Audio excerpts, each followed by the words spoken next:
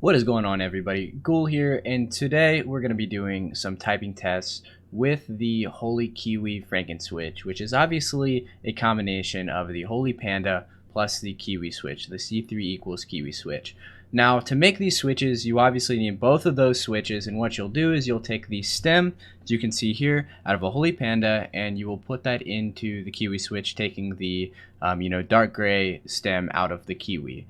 Now, the reason why you would want to do this is the Holy Kiwi tends to have a deeper THOCK noise than both the Kiwi and the Holy Panda, as well as, in my opinion, a much more satisfying bump.